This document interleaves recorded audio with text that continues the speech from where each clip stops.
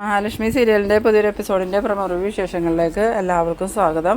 അങ്ങനെ അമ്പലത്തിൽ പോയി വന്നതിന് ശേഷം കണ്ണനും മഹാലക്ഷ്മിയും റൂമിൽ വന്നതിന് ശേഷം കണ്ണൻ മഹാലക്ഷ്മിയോട് പറയുന്നുണ്ട്, ഞാൻ എന്തായാലും എഴുന്നേറ്റ് നടന്നു. ആ സമയത്ത് അമ്മാവൻ വീൽ ചെയറിലായി. ഇനിയിപ്പോൾ എൻ്റെ അച്ഛനെ കൊല്ലാൻ വേണ്ടിയിട്ട് ഇവരായിരിക്കുമോ കൊട്ടേഷൻ കൊടുത്തത്? ആ ലോറി ഡ്രൈവർക്ക് കാശ് കൊടുത്ത് അമ്മാവൻ ലോറി ഡ്രൈവറെയും കൊണ്ട് അങ്ങനെ ചെയ്യിപ്പിച്ചതായിരിക്കുമോ? എന്തായാലും അച്ഛനും എനിക്കും അമ്മാവനെ ഭയങ്കര വിശ്വാസമായിരുന്നു. പക്ഷേ ഇപ്പോഴത്തെ അമ്മാവൻ്റെ പ്രവർത്തികൾ കാണുമ്പം എനിക്ക് അങ്ങനെയൊക്കെയാണ് തോന്നണേന്ന് പറയുന്നുണ്ട് കേട്ടോ. ആ സമയത്ത് നമ്മളുടെ മഹാലക്ഷ്മി ആണെങ്കിൽ ഇങ്ങനെ ആകെ ഷോക്കാവുന്നുണ്ട്. ഇനിയിപ്പോൾ കണ്ണനക്ക് ഈ പ്രതാപനെയൊക്കെ സംശയമാവുമോ എന്നുള്ള ഇതിൽ അങ്ങനെ മഹാലക്ഷ്മി പറയുന്നുണ്ട്, അതും നമ്മൾ സംശയിക്കണം കണ്ണേട്ട. എന്തായാലും അന്നത്തെ ഒരു ആക്സിഡൻറ്റ് യാദൃച്ഛികമായി സംഭവിച്ചതാണെന്ന് എനിക്ക് തോന്നണില്ല. അങ്ങനെയായിരുന്നെങ്കിൽ ആ ഡ്രൈവർ കണ്ണേട്ടനെ ആസ്പത്രിയിൽ എത്തിക്കേണ്ടതല്ലായിരുന്നു. അയാൾ ആസ്പത്രിയിൽ എത്തിക്കാണ്ട് പോയതുകൊണ്ട് തന്നെ അതിൻ്റെ പിന്നിൽ മിക്കവാറും അമ്മാവൻ തന്നെയായിരിക്കും. അമ്മാവനും കണ്ണേട്ടൻ്റെ അച്ഛനും തമ്മിൽ എന്തെങ്കിലും പ്രശ്നം ഉണ്ടായിരുന്നോ എന്ന് ചോദിക്കുമ്പം അച്ഛൻ മരിക്കുന്നതിൻ്റെ തലേ ദിവസം അമ്മാവനായിട്ട് ചെറിയൊരു വാക്ക് തർക്കമൊക്കെ ഉണ്ടായിട്ടുണ്ടായിരുന്നു. അമ്മാവൻ കമ്പനിയിൽ എന്തൊക്കെയോ കള്ളത്തരം കാണിച്ചു എന്നും പറഞ്ഞ് അച്ഛൻ അമ്മാവനെ ജോലിയിൽ നിന്ന് പിരിച്ചുവിടാൻ നിന്നത്. ആ സമയത്ത് അച്ഛന് ആക്സിഡൻ്റ് ആയത്. പിന്നീട് കമ്പനി കാര്യങ്ങളും വീട്ടിലെ കാര്യങ്ങളെല്ലാം നോക്കിക്കൊണ്ടിരുന്നത് അമ്മാവൻ തന്നെയാണ്. അതെന്തായാലും എനിക്ക് സംശയമുണ്ട് മഹി, അന്നത്തെ അച്ഛനും അമ്മാവനും തമ്മിലുള്ള പ്രശ്നത്തിൻ്റെ പേരിൽ അമ്മാവൻ കൊടുത്ത കൊട്ടേഷനാണോ അച്ഛൻ്റെ മരണത്തിന് കാരണമായതും അതുപോലെ ഞാൻ വീൽ ചെയറിലാവാൻ കാരണമെന്ന്. ആ സമയം മഹാലക്ഷ്മി പറയുന്നുണ്ട്, അങ്ങനെ എന്തെങ്കിലും ഉണ്ടെങ്കിൽ അത് നമുക്ക് കണ്ടെത്തണം കണ്ണേട്ട. എന്തായാലും ആദ്യം തന്നെ ഞാൻ ആ ലോറി ഒന്ന് കണ്ടെത്താൻ പറ്റുമെന്ന് നോക്കട്ടെ എന്ന് കണ്ണൻ പറയുമ്പം മഹാലക്ഷ്മി ചോദിക്കുന്നുണ്ട്, ഇത്രയും വർഷങ്ങൾക്ക് ശേഷം ഇനി എങ്ങനെ കണ്ടെത്താനാണ് കണ്ണേട്ടാന്ന്. ഇതേ സമയം നമ്മളുടെ സ്വാതിയും ശ്രീമന്തിനിയും കൂടി വീട്ടിൽ വന്ന സമയത്ത് മേഘനാഥനും വാമദേവനും കൂടി ചോദിക്കുന്നുണ്ട്, നിങ്ങൾ അമ്പലത്തിൽ പോയിട്ട് എന്തായി, എല്ലാ കാര്യങ്ങളും വേണ്ട രീതിയിൽ ചെയ്തില്ലേ എന്ന് ചോദിക്കുമ്പം ഞങ്ങൾ എല്ലാ കാര്യങ്ങളും ഭംഗിയായി തന്നെ ചെയ്തു. പക്ഷെ അതിൻ്റെ ഇടയ്ക്ക് ഒരു ദുർനിമിത്തം വന്നു, അവളുണ്ടായിരുന്നു അവിടെ നിന്ന്. ഏതവളെന്ന് ചോദിക്കുമ്പം വേറെ ആരാ, ആ മഹാലക്ഷ്മി. ഞങ്ങൾ ചെല്ലുമ്പോൾ മഹാലക്ഷ്മി അമ്പലത്തിലുണ്ടായിരുന്നു. ആ സമയത്ത് വാമദേവൻ ചോദിക്കുന്നുണ്ട്, അതെങ്ങനെയാണ് നിങ്ങൾ ചെന്ന സമയത്ത് കൃത്യമായിട്ട് അവളവിടെ വന്നേ, അവളത് അറിഞ്ഞു എന്ന് ചോദിക്കുമ്പം അതല്ലേ എല്ലാവരും പറയണേ, അവൾക്ക് എന്തോ ഒരു പ്രത്യേക കഴിവുണ്ടെന്ന്. ഞങ്ങളാരും പറഞ്ഞിട്ടുണ്ടായിരുന്നില്ല പോണ കാര്യം, അവൾ അറിഞ്ഞിട്ടുമില്ലായിരുന്നു. പക്ഷേ അവൾക്ക് എങ്ങനെയോ ഉൾവിളി ഉണ്ടായി അവൾ വന്നതാ. പ്രതാപനും പ്രതാപൻ്റെ അമ്മയും ചെല്ലുമ്പോൾ തന്നെ ആ മഹാലക്ഷ്മി അവിടെ പ്രാർത്ഥിച്ചുകൊണ്ട് നിൽക്കണേ കണ്ടേ. അപ്പോൾ പ്രതാപൻ്റെ ഭാര്യ പറഞ്ഞതായിരിക്കുമെന്ന് ചോദിക്കുമ്പോൾ ഇല്ല, പ്രതാപനും പ്രതാപൻ്റെ അമ്മയും ഈ അമ്പലത്തിൽ വന്ന വിവരം മോഹിനിക്ക് അറിയാനും പാടില്ല, ഇവരാരും മോഹിനിയോട് പറഞ്ഞിട്ടുമില്ല. ആ സമയത്ത് മേഘനാഥൻ പറയുന്നുണ്ട്, എനിക്കിപ്പോൾ തോന്നണേ അച്ഛൻ പറഞ്ഞതുപോലെ അവൾക്ക് എന്തോ ദൈവിക ശക്തി ഉണ്ടെന്നാ. ആ സമയത്ത് സ്വാതിയും പറയുന്നുണ്ട്, അത് ചേട്ടൻ പറഞ്ഞത് നേരെ, അവൾക്ക് എന്തൊക്കെയോ ശക്തികളുണ്ട്. അല്ലെങ്കിൽ പിന്നെ ഞങ്ങൾ ചെല്ലുന്ന അമ്പലത്തിൽ കൃത്യമായിട്ട് അവളെങ്ങനെയാണ് വന്നേ, എന്തായാലും അവളെ ഒന്ന് സൂക്ഷിക്കണം ഏട്ടാന്ന്. ആ സമയത്ത് വാമദേവൻ പറയുന്നുണ്ട്, അത് ഞാൻ ഇവനോട് എപ്പോഴും പറയണതല്ലേ, അവരുമായിട്ട് വഴക്കിന് പോകാതെ നല്ല രീതിയിൽ നിൽക്കാം, പക്ഷേ ഇവൻ കേൾക്കൂലല്ലോ. ആ സമയത്ത് മേഘനാഥൻ പറയുന്നുണ്ട്, ഇനിയിപ്പോൾ അവൾക്ക് എന്തൊക്കെ ദൈവിക ശക്തി ഉണ്ടെന്ന് പറഞ്ഞാലും ഞാൻ ഉദ്ദേശിച്ച കാര്യം നടക്കണം വരെ ഞാൻ ഇതുപോലെ തന്നെ മുന്നോട്ട് പോകും, അതിനൊരു മാറ്റമില്ല. അതിപ്പോൾ അച്ഛൻ പറഞ്ഞാലും അമ്മ പറഞ്ഞാലും ആര് പറഞ്ഞാലും ഞാൻ പിന്നോട്ട് മാറാൻ തീരുമാനിച്ചിട്ടില്ല എന്ന്. ആ സമയത്ത് നമ്മളുടെ ശ്രീമന്തിന് പറയുന്നുണ്ട്, നിങ്ങളിങ്ങനെ വഴക്കും കൊണ്ട് നടന്നിട്ടുണ്ടെങ്കിൽ ഇവളുടെ വിവാഹത്തിന് കണ്ണൻ സഹായിക്കാമെന്ന് പറഞ്ഞത് സഹായിക്കാതിരിക്കും. അതുമാത്രമല്ല, ഇനിയും അവളെ ഉപദ്രവിക്കാൻ നടന്നിട്ടുണ്ടെങ്കിൽ കണ്ണൻ എന്തെങ്കിലും തന്ന് സഹായിക്കാമെന്ന് വിചാരിച്ചാൽ തന്നെ അവൾ അതിന് സമ്മതിക്കുമെന്നും തോന്നണില്ല. സമയത്ത് മേഘനാഥൻ പറയുന്നുണ്ട്, അമ്മയൊന്ന് സമാധാനപ്പെടുക, സ്വാതിയുടെ വിവാഹമൊക്കെ നമുക്ക് ഗംഭീരമായിട്ട് തന്നെ നടത്താം, അതിനുള്ള പ്ലാനൊക്കെ ഞാൻ കണ്ടിട്ടുണ്ട്. എന്തായാലും അപ്പച്ചി ഇന്ന് തന്നെ മഞ്ജുവിനെ വീട്ടിലോട്ട് വിളിച്ചു കൊണ്ടുവരും. മഞ്ജുവിനെ വീട്ടിലോട്ട് വിളിച്ചു കൊണ്ടുവന്ന് കഴിഞ്ഞാൽ പിന്നെ എന്തായാലും അധികം വൈകാതെ അവളുടെ വയറ്റിൽ വളരുന്ന ആ കുഞ്ഞിനെ നശിപ്പിച്ചിട്ട് എൻ്റെ വീട്ടിലേക്ക് പറഞ്ഞു വിടാമെന്ന് അപ്പച്ചി എനിക്ക് വാക്ക് തന്നിട്ടുണ്ട്. അതുകൊണ്ട് കണ്ണൻ്റെ സ്വത്തുക്കൾ കിട്ടൂല എന്നോർത്ത് ഇനി പേടിക്കേണ്ട കാര്യമൊന്നുമില്ല. മഞ്ജു എൻ്റെ ഭാര്യയായിട്ട് ഇങ്ങോട്ട് തന്നെ വന്നു കഴിഞ്ഞാൽ കമലേശ്വരത്തെ സ്വത്തുക്കളുടെ പകുതിയുടെയും അവകാശം ഞാനായി തീരും. അതുകൊണ്ട് സ്വാതിയുടെ വിവാഹം നടത്തുന്നതിനെ കുറിച്ചൊന്നും അമ്മ പേടിക്കണ്ടെന്ന്. പിന്നീട് കാണിക്കുന്നത് മഞ്ജുവിനെ സാഗറിനെയാണ്. സാഗറാണെങ്കിൽ മഞ്ജുവിനോട് പറയുന്നുണ്ട്, ഇന്ന് താൻ പോവുമല്ലേ, എന്തായാലും ആ വിവരം മാർക്കോയെ ഒന്ന് വിളിച്ച് അറിയിച്ചേക്കാന്ന്. അങ്ങനെ മഞ്ജു പറയുന്നുണ്ട്, എന്നാൽ സാഗറേട്ടൻ ഇപ്പോൾ തന്നെ മാർക്കോ ചേട്ടനെ വിളിച്ച് വിവരം പറഞ്ഞിരുന്നു. അങ്ങനെ മാർക്കോനെ വിളിച്ച് മാർക്കോ ഫോൺ എടുത്തതും എന്താ സാഗറേന്ന് ചോദിക്കുമ്പം മഞ്ജുവിനെ വിളിക്കാനായിട്ട് മഞ്ജുവിൻ്റെ അമ്മ വരുന്നുണ്ട്. ആര്? ദുർഗയോ? അതെ, ദുർഗ തന്നെ. എന്ത് പറ്റിയെന്ന് ചോദിക്കുമ്പം അല്ല, മഞ്ജുവിന് വിശേഷമാണെന്ന് അറിഞ്ഞിട്ട് കൊണ്ടുപോയി സംരക്ഷിക്കണം എന്നും പറഞ്ഞ് വിളിക്കാൻ വരുന്നതാണ്. ആ സമയം മാർക്കോ പറയുന്നുണ്ട്, അത് മഞ്ജുവിനെ സംരക്ഷിക്കാൻ വേണ്ടി വേണ്ടിയിട്ടൊന്നുമല്ല, മഞ്ജുവിൻ്റെ വയറ്റിൽ വളരുന്ന നിൻ്റെ കുഞ്ഞിനെ നശിപ്പിക്കാൻ വേണ്ടിയിട്ടാണ്. അവർ വിചാരിച്ചിരിക്കുന്നത് മഞ്ജുവിന് വിശേഷം ഉണ്ടെന്നാലോ. അത് നുണയാന്നുള്ള കാര്യം അവരിതുവരെ അറിഞ്ഞിട്ടില്ല.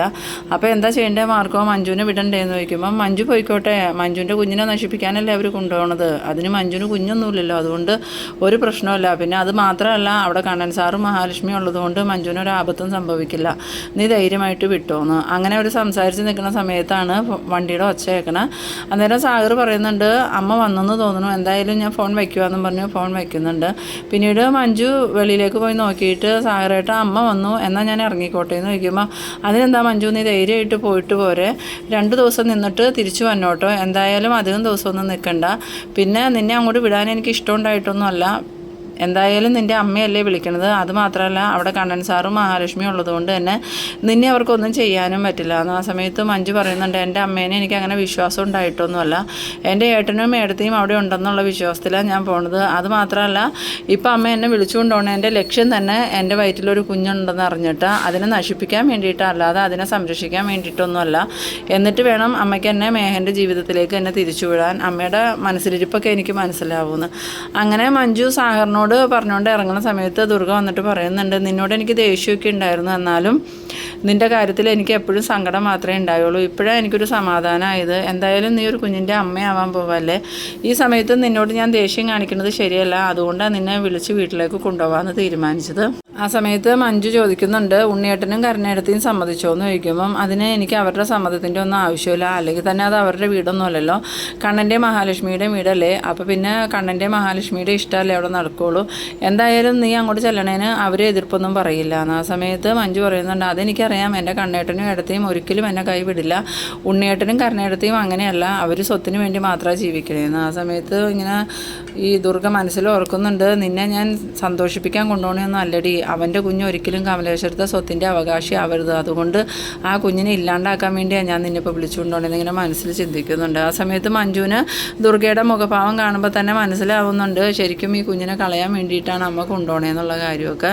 പിന്നീട് കാണിക്കുന്നത് നമ്മളുടെ വാമദേവനെ മേഘനാഥനെയാണ്. വാമദേവൻ മേഘനാഥനോട് പറയുന്നുണ്ട്, എടാ ദുർഗ മഞ്ജുവിനെ വിളിച്ചുകൊണ്ട് കമലേശ്വരത്തേക്ക് വന്നെന്ന് പറയണേ കേട്ടല്ലോ എന്ന് പറയുമ്പോൾ ഉവ്വ, അതിന് ഞാൻ പറഞ്ഞിട്ട് അപ്പച്ചി അങ്ങനെ ചെയ്തത്, അതെന്തിനാടാന്ന് ചോദിക്കുമ്പോൾ അത് വേറൊന്നുമല്ല, അവളുടെ വയറ്റിൽ വളരുന്ന സാഗറിൻ്റെ കുഞ്ഞിനെ ഇല്ലാതാക്കാനാ. ഒരിക്കലും ആ കുഞ്ഞ് ഈ ഭൂമിയിൽ ജനിക്കാൻ പാടില്ല, അങ്ങനെ ഒരു കുഞ്ഞ് ജനിച്ചിട്ടുണ്ടെങ്കിൽ നമ്മൾ ആഗ്രഹിച്ച സ്വത്തുക്കളെല്ലാം ആ കുഞ്ഞിനാവും. അതുകൊണ്ട് കരുണയും ഉണ്ണിയും എല്ലാവരും പറഞ്ഞിട്ടാണ് അപ്പച്ചി ഈ ഒരു തീരുമാനം എടുത്തത്. കരുണയ്ക്കും ആഗ്രഹം മഞ്ജുവിന് ഒരിക്കലും കുഞ്ഞ് ജനിക്കരുതെന്ന് തന്നെയാണ്. ഏറ്റവും ആദ്യം കമലേശ്വരത്തെ അവകാശിയായിട്ട് ജനിക്കേണ്ടത് കരുണയുടെയും ഉണ്ണിയുടെയും കുഞ്ഞാണെന്നാണ് കരുണ പറയണേന്ന്. ആ സമയത്ത് വാമദേവൻ ചോദിക്കുന്നുണ്ട്, അപ്പോൾ നീയും മഞ്ജുവും കൂടി ചേർന്ന് ജീവിതം തുടങ്ങുമ്പോഴും നിങ്ങൾക്കൊരു കുഞ്ഞ് ജനിച്ചാൽ അപ്പോഴും ആ കരുണ അങ്ങനെ തന്നെ പറയില്ലേ എന്ന് ചോദിക്കുമ്പം അതൊന്നുമില്ല അച്ഛാ, ഇതിപ്പോൾ സാഗറിൻ്റെ കുഞ്ഞായതുകൊണ്ടല്ലേ, എൻ്റെ കുഞ്ഞിനോട് അവർക്ക് വിരോധമൊന്നും ഉണ്ടാവില്ല. എന്തായാലും അപ്പച്ചി അവളെ വിളിച്ചുകൊണ്ടുവന്നിട്ടുണ്ട്, ഇനി 1-2 ദിവസത്തിനുള്ളിൽ അവളുടെ വയറ്റിൽ വളരുന്ന കുഞ്ഞിനെ അപ്പച്ചി നശിപ്പിക്കും, ആ കാര്യത്തിൽ അച്ഛനക്കൊരു സംശയവും വേണ്ടാന്ന്.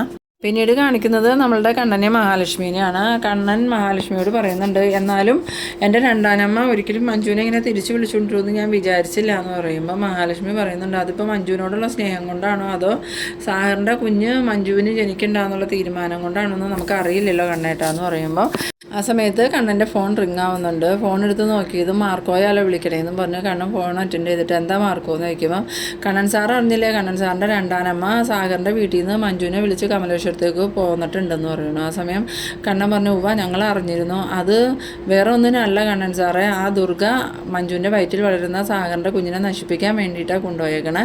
അത് മാർക്കോ പറഞ്ഞത് നേരെ, ആ കാര്യത്തിൽ എനിക്ക് മഹിക്കൊന്നും യാതൊരു സംശയമില്ല, ഒരിക്കലും എൻ്റെ രണ്ടാനമ്മയ്ക്ക് നല്ല രീതിയിൽ ചിന്തിക്കാനൊന്നും കഴിയില്ല, എന്തായാലും ഞങ്ങളെപ്പോഴും അവളെ ശ്രദ്ധിച്ചോളാം. ആ സമയത്ത് മാർക്കോ പറയുന്നുണ്ട്, കണ്ണൻ സാറും മഹാലക്ഷ്മി അവിടെ ഉണ്ടല്ലോ എന്നുള്ള ധൈര്യത്തിലാണ് മഞ്ജുവിനോട് ഞാൻ പോയിക്കോളാൻ പറഞ്ഞത്. എന്തായാലും എപ്പോഴും നിങ്ങളുടെ ഒരു ശ്രദ്ധ മഞ്ജുവിൻ്റെ മേലിലുണ്ടാവണം, ഇല്ലെങ്കിൽ ആ മേഘനും നിങ്ങളുടെ രണ്ടാനമ്മയും ആ ഉണ്ണി എല്ലാവരും കൂടി ചേർന്ന് മഞ്ജുവിൻ്റെ ജീവിതം നശിപ്പിക്കുമെന്ന്.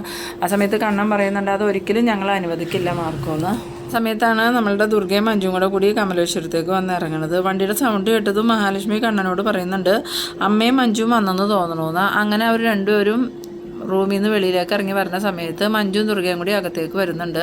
അങ്ങനെ മഹാലക്ഷ്മിയെ കണ്ടതും മഞ്ജു ആണെങ്കിൽ ഓടി വന്ന് എടുത്തിന്ന് പറഞ്ഞുകൊണ്ട് കെട്ടിപ്പിടിക്കുന്നുണ്ട്.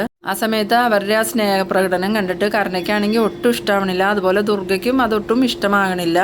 പിന്നീട് മഞ്ജു മഹാലക്ഷ്മിയോട് കുറച്ച് സംസാരിച്ചതിന് ശേഷം ഞാൻ ഏട്ടനെ കാണട്ടെ എന്നും പറഞ്ഞ് കണ്ണനെ കാണാനായിട്ട് അങ്ങോട്ട് പോകുന്നുണ്ട്.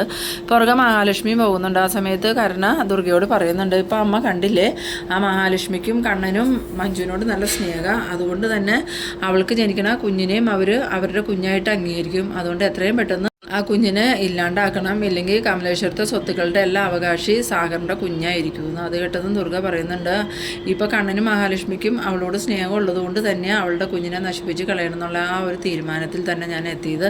ഒരു കാരണവശാലും മഞ്ജു ആ സാഗറിൻ്റെ കുഞ്ഞിനെ പ്രസവിക്കാൻ പാടില്ല.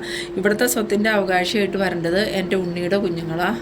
അപ്പം മഞ്ജുവിൻ്റെ കുഞ്ഞിന് ഇതിൽ അവകാശമില്ല അമ്മയെന്ന് ചോദിക്കുമ്പോൾ മഞ്ജുവിൻ്റെ കുഞ്ഞുങ്ങൾക്കും അവകാശമുണ്ട്. അത് മേഘനും മഞ്ജുവും ഒരുമിച്ചതിന് ശേഷം ഉണ്ടാവണ കുഞ്ഞുങ്ങൾക്ക്, അല്ലാതെ സാഗറിൻ്റെ കുഞ്ഞിനല്ല. അതൊരിക്കലും ഞാൻ അനുവദിക്കില്ല എന്ന് ഇത് കേട്ട് സന്തോഷത്തോടുകൂടി നിൽക്കുന്ന കരുണയും കാണിച്ചുകൊണ്ടാണ് ഈ എപ്പിസോഡ് അവസാനിക്കുന്നത്.